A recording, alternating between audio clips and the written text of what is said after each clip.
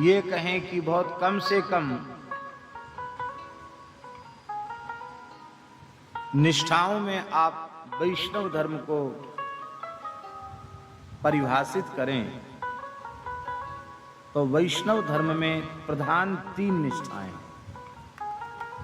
पहली निष्ठा है भगवन नाम निष्ठा।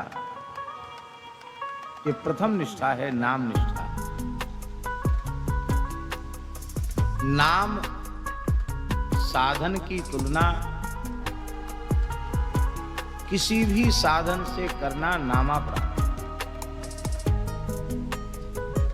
वेदादि शास्त्रों में कहे गए जितने पवित्र सत्कर्म हैं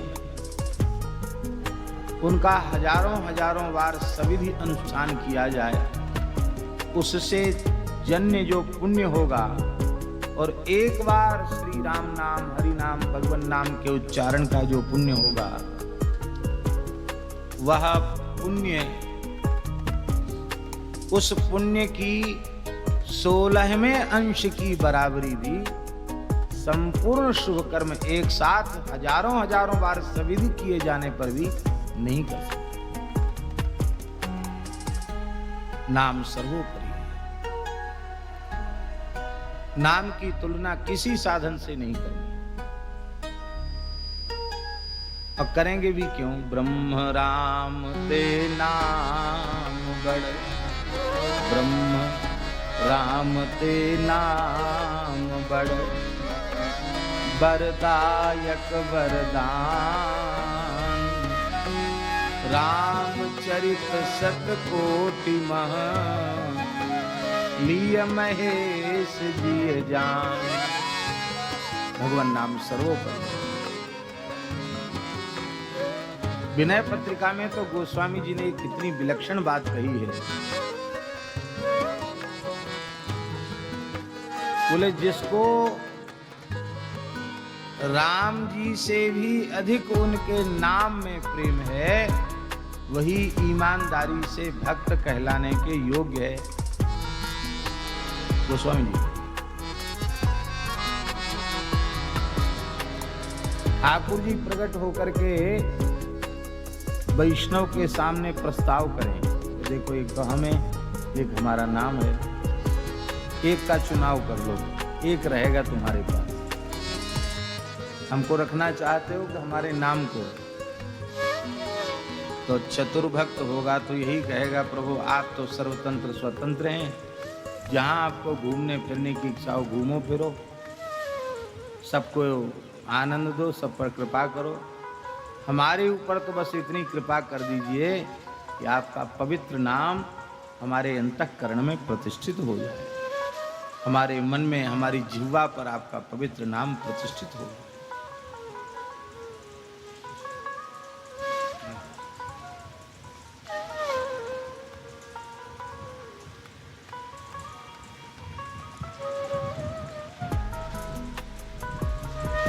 दूसरी निष्ठा है तुलसी निष्ठा।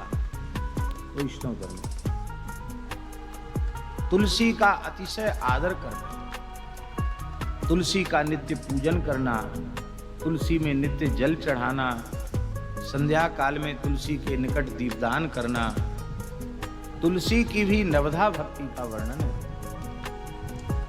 तुलसी जी से प्रार्थना करना कि हे विष्णु प्रिय, हरि प्रिय, आप हमें भगवत प्रियता प्रदान करें, भगवान का दिव्य प्रेम हमें प्रदान करें, भगवान की भक्ति का दान हमें।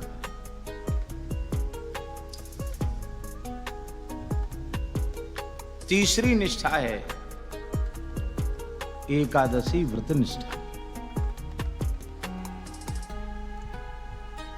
महाराज जी नामदेव जी में तीनों निष्ठाएं, महाराष्ट्र के महान संत नामदेव महाराज में तीनों निष्ठाएं। नाम निष्ठा क्या कहना, नामदेव जी की नाम निष्ठा। नामदेव जी का नाम ही इसलिए पड़ा, उन्होंने नाम को ही अपना इष्ट देव माना। नाम ही है आराध्य देव, इष्ट देव जिनका, ऐसे श्री नामदेव। अद्भुत नाम निष्ठा है उनकी। उनकी तुलसी निष्ठा भी अद्भुत है। उनकी नाम निष्ठा, तुलसी निष्ठा का एक विलक्षण उदाहरण पंढरपुर में एक वहां के सबसे अधिक धनाढ्य व्यक्ति ने, श्रीमंत व्यक्ति ने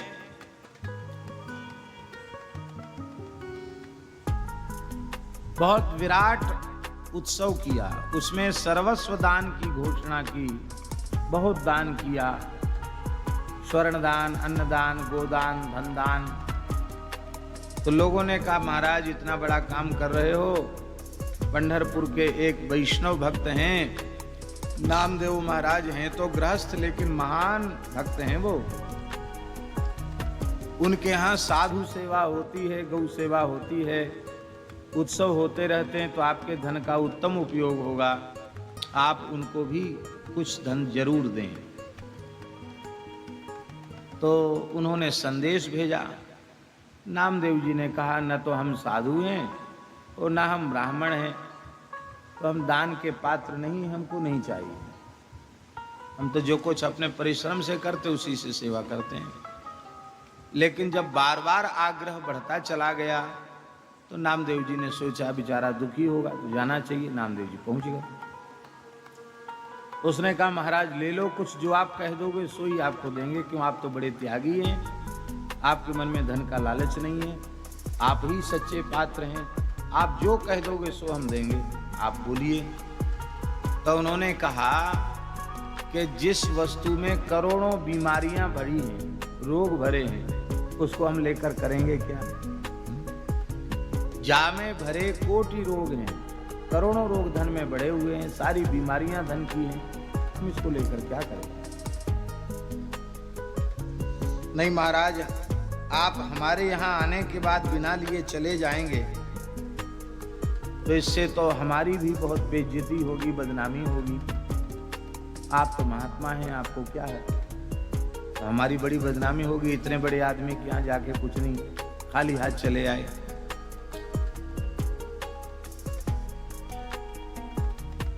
तो नामदेव जी के हृदय में करुणा उत्पन्न हो गई और नामदेव जी ने कहा कि ठीक है, तो आप स्वर्ण देना चाहते हैं हमको, तो हम जितना कहें उतना आप देंगे, वहां जरूर देंगे। तो कहा एक तुलसी का पत्ता लाओ। एक तुलसी का पत्ता आ गया। उस तुलसी के पत्ता पर पूरा राम नाम नहीं लिखा, उन्होंने चंदन से लिखा रा। क्या लिखा? राम नहीं लिखा पूरा, केवल लिखा रा। और वो इसके बराबर तौल दो। तो वो सेठ हंसने लग गया। उसने कहा महाराज हम तो श्री कामतानाथ भगवान की जय। दंडोत आपके बड़े मंगल में दर्शन।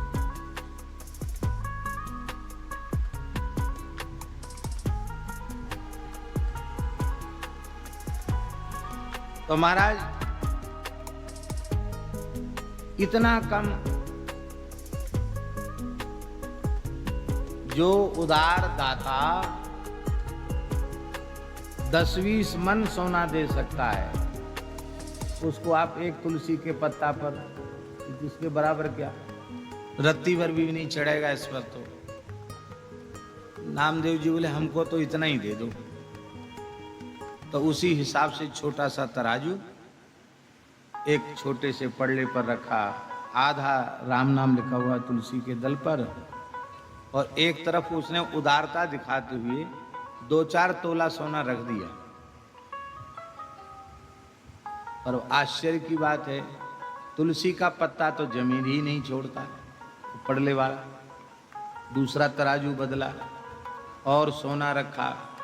होते होते तराजू बदलते बदलते सोना बढ़ाते बढ़ाते ये हालत हो गई, उसके पास जितना सोना था सब उसने, हीरे जवाहरात, सोना, मणिमुक्ता सब रख दिया, लेकिन वो तुलसी का पत्ता जमीन ही नहीं छोड़े, पल्ला जमीन से ही लगा रहे। आश्चर्यचकित हो गया। बड़े आदमी को मिल भी जाता है उधार, उन्होंने कहा भाई देखो हमारी इज्जत का सवाल है, हमारी सहायता करो।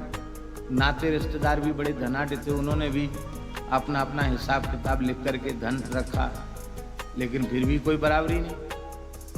तब नामदेव जी ने कहा देखो एक उपाय और करो, आप बड़े धर्मात्मा हैं, दानवीर हैं, बड़े बड़े यज्ञ आपने किए हैं, तो आप अपने जीवन का जितना सुकृत है, पुण्य है, व्रत उपवास तीर्थ यात्रा आदि का जितना पुण्य है, जितना सुकृत है, वो सब संकल्प करके छोड़ दो। हो सकता है शायद कहीं आपका काम बन जाए। हाँ, ये बात तो आपने ठीक कही। तो संकल्प पूर्वक अपने पुण्यों का संकल्प करके जैसे ही वहां छोड़ा तो भी कुछ नहीं। अंत में वह बोला महाराज इतना ही ले लीजिए। उन्होंने कहा हम इतना कैसे लें? अरे भाई तुम बराबरी की बात भाई है, इसके बराबर दे दो। कांटा थोड़ा इधर उधर हो तो चलेगा, और कांटा तो पल्ला तो एकदम जमीन पर चिपका है, वो कांटा हिला तक नहीं, ये तो नहीं चलेगा। ऐसा तो सौदा कहीं संभव नहीं है।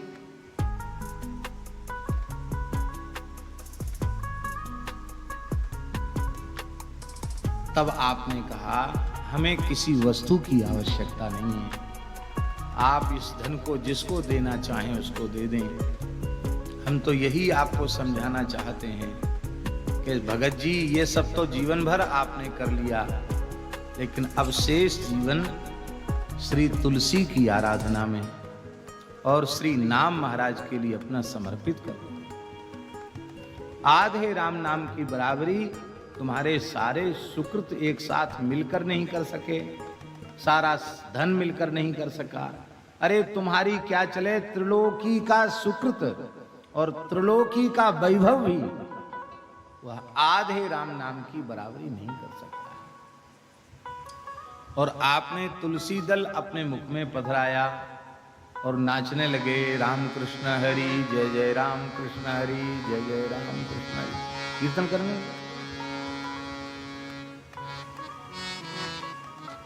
नामदेव जी की एकादशी निष्ठा भी ऐसी ही। प्रत्येक एकादशी नामदेव जी निर्जल करते हैं, कुछ भी ग्रहण नहीं करते। रात्रि को जागरण करते हैं, संकीर्तन करते हैं। स्वयं तो निर्जल करते ही हैं,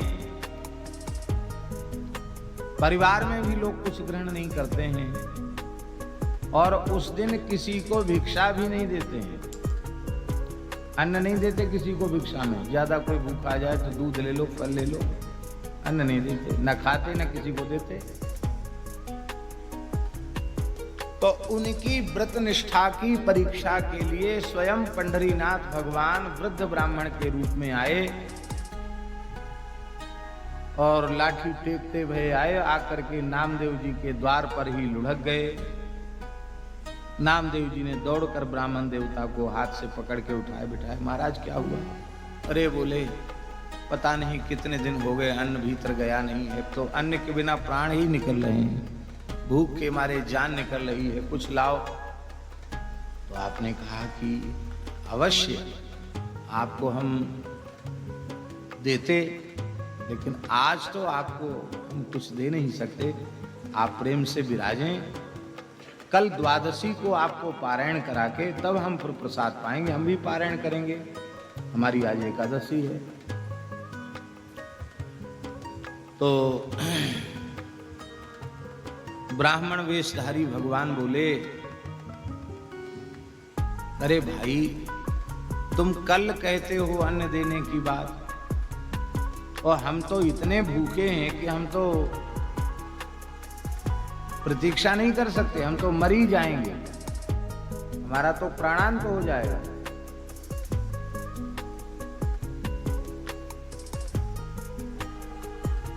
नामदेव जी ने कहा कि यदि ऐसा हो जाए तो इससे अधिक सौभाग्य की और क्या बात होगी, क्योंकि आप वृद्ध हैं। कितनी उम्र है? तो ठाकुर जी बोले 125 साल की है। बोले और कितना जियोगे? आप तो परमायु को भी पार कर गए। 120 साल की परमायु होती है। आज यदि आपका प्राण छूट जाए तो भगवान का वैकुंठ का द्वार बिल्कुल खुला रहता है, आप सीधे वैकुंठ जाएंगे। पर आपको अन्न तो हम नहीं दे सकते, आपको बहुत भूख लगी है, आपको हम दूध दे देते हैं, दूध ले लो। बोले उससे हमको कफ बढ़ता है, हम बहुत वृद्ध हैं, दूध नहीं पी सकते। दही ले लो, अरे बोले तो निमोनिया हो जाएगा, दही भी हमारे अनुकूल नहीं है। तो फल ले लो, कहते जुकाम हो जाएगा, बहुत ठंड करता है, फल हम कभी नहीं खाते, हमको तो बहुत नुकसान करता है। क्या खाओ, दाल भात खाएंगे। बोलो वृंदावन बिहारी। बोले तो वो तो नहीं मिलेगा। ठाकुर जी बोले कि देखो 5 साल से कम जिसकी आयु है उसको और 90 साल से ऊपर जिसकी आयु है उसको यदि एकादशी न करे तो दोष नहीं लगता। और हम तो 90 क्या, हम तो 100 के भी बहुत आगे चले गए हैं। बोले वो ठीक है, लिखा है तो आप उसको स्वीकार करते हैं, हम भी उसको मना नहीं करते, लेकिन हमारा तो नियम है, हम एकादशी को कुछ लेते भी नहीं और कोई कुछ भी मांगे हम देते भी नहीं किसी को। हम तो चाहते हैं कि आप भले ही आप कहते हो हम एकादशी ही नहीं करते, हम तो छोड़ दी एकादशी, तो कोई बात नहीं, आज तो कर ही लो, हम आपका व्रत भंग क्यों करें, हमारे यहाँ तो आपको एकादशी करनी पड़ेगी। तमाम भीड़ वहां इकट्ठी हो गई, लोग कहने लगे हम लोग एकादशी नहीं करते हैं, हमारे घर में चल के आप भोजन कर लो, हम भी ब्राह्मण हैं, हमारे घर में खा सकते हो आप। ठाकुर जी बोले नहीं, हम तो इसी के दरवाजे पर प्राण देने आए हैं। ये जिद्दी है, हठी है, कहता नहीं खिलाएंगे, हम खाएंगे तो इसी के यहाँ खाएंगे, नहीं तो मर जाएंगे। और नाटक करते करते ठाकुर जी तो चारों खाने चित्त हो पधार गए।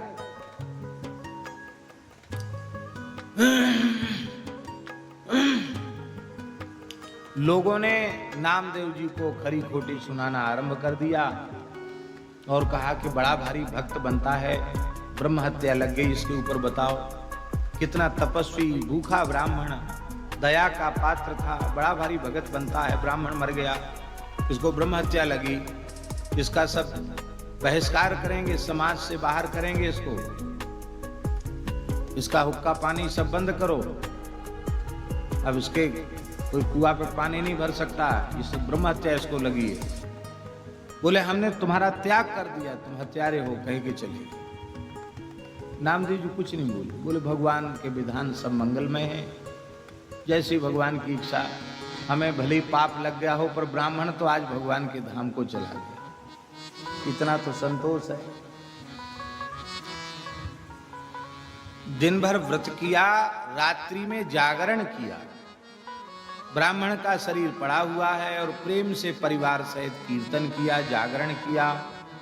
और जब प्रातः काल हो गया द्वादशी, तब आपने अपनी पत्नी और पुत्र से कहा कि देखो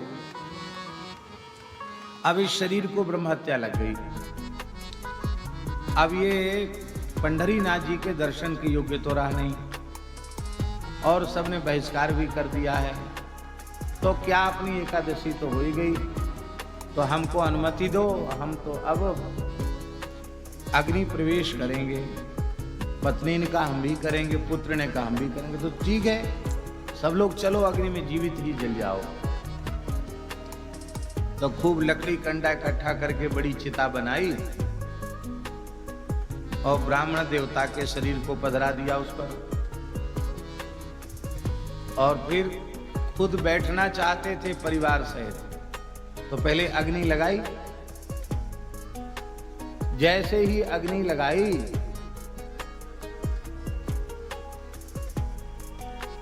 श्री सनकादिक भगवान की जय।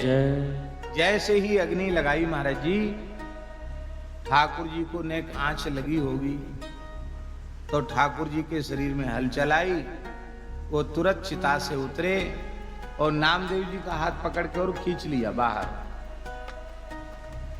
ठाकुर जी ने। और वहां भीड़ इकट्ठी थी कि जिंदा जलना चाहता परिवार के सहित। भगवान ने उनको हृदय से लगाया और हृदय से लगाते हुए इस ब्राह्मण को तो सबने देखा तत्काल वह ब्राह्मण अंतर्हित हो गया। लोगों ने यही देखा कि ब्राह्मण ने हृदय से लगाया, पर ब्राह्मण नहीं, साक्षात श्री पंढरीनाथ भगवान ने अपनी भुजाओं में भर के नामदेव जी को हृदय से लगाया। कहा, तुम महान वैष्णव हो, तुम्हारी एकादशी निष्ठा की परीक्षा हमने ली और तुम उत्तीर्ण हुए। भगवान अंतर्धान हो गए, आप भाव विह्वल हो गए। तब आपने कहा कि वो ब्राह्मण नहीं, साक्षात पंढरीनाथ भगवान थे।